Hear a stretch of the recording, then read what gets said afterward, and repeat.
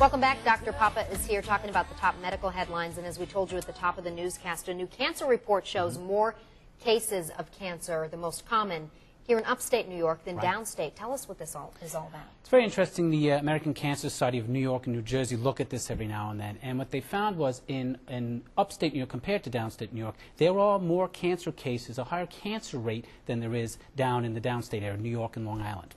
Wow. So let's take a look at some of these numbers. Over 100,000 new cases in 2011. Right. And 35,000 deaths from that as well. The new cases are greater in upstate versus downstate, and they think the reason why is maybe socioeconomic. That in the areas, especially central New York, we find very high rates of lung cancer. It's a big killer. And there's a much higher rate of smoking, a lower socioeconomic index in that central New York area compared to downstate. And interesting, New York City has one of the lowest lung cancer rates in the country, and they think that's because of such stringent anti-smoking legislation. Really? Yep. More strict than we are here upstate, Yeah. you're saying. Mm-hmm. Okay, so what about the other types of cancer in this study? It's interesting. The other cancers, number one was prostate cancer. That was the most common cancer that was found. Then breast cancer, then lung cancer, then colon cancer. They made up more than half the cases of all cancers.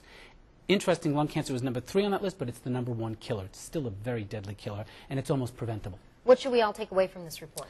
Well, you don't want to stall move to New York City, Exactly. Right? So the one thing they warned is not to overinterpret this. It's, you know, if you live in Central New York, doesn't mean if you move away, your cancer rate will go down. It's very often the dynamics of the area that are playing a role. So higher smoking, lower socioeconomic rate, and more difficult access to physicians and specialists. So stop smoking and go see your doctor. Stop smoking and get your scanning done and your screening done. And the symptoms, real quick, of lung cancer.